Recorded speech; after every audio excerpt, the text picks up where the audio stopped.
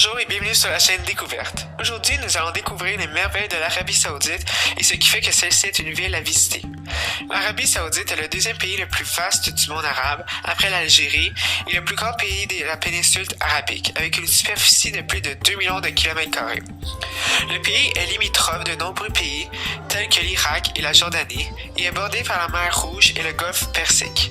En Arabie Saoudite, la foi islamique est la religion d'État, ce qui lui en résulte des lois, règlements et coutumes extrêmes pour les occidentaux, même musulmans. Il faut prendre le maximum d'informations et de précautions avant de se rendre là-bas.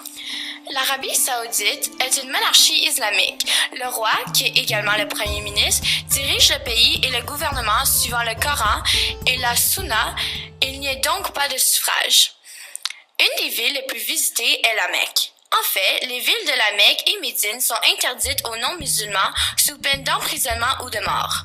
Par contre, chaque année, de 20 000 à 30 000 musulmans français s'apprêtent à partir à la Mecque pour faire un pèlerinage.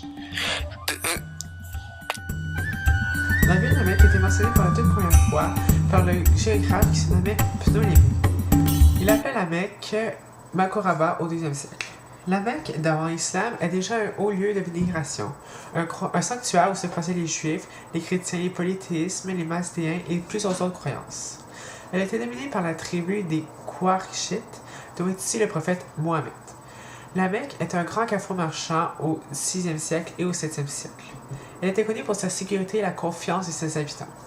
La ville se développa autour du puits de Zamzam et de la Kaaba.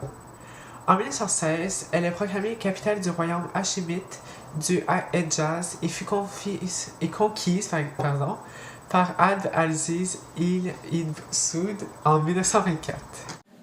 Nous avons parmi nous une jeune femme qui a déjà fait un voyage à la Mecque et qui pourra nous éclaircir sur son voyage.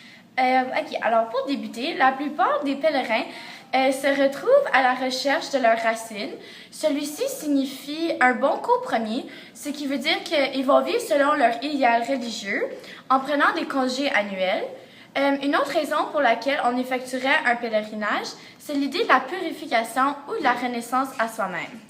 Ceux-là, par contre, ne viennent pas effacer des péchés, mais nous aident à continuer dans notre performance religieuse. Mais quel rapport entretiennent-ils les pèlerins avec le reste de la communauté musulmane?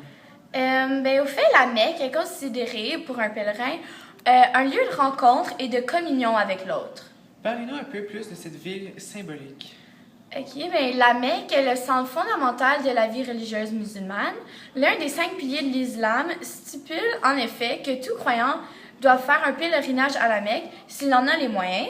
Ce pèlerinage porte le nom de Hajj.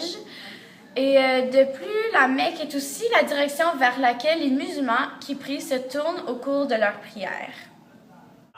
De plus, cette année, plus de 4 millions de personnes se sont rendues à la Mecque. En France, ils étaient près de 30 000 personnes à effectuer leur voyage de leur vie. À environ 3 800 € par personne, le pèlerinage à la Mecque rapporte beaucoup économiquement, près de 120 millions d'euros par année. Un marché qui attire toutes les convoitises.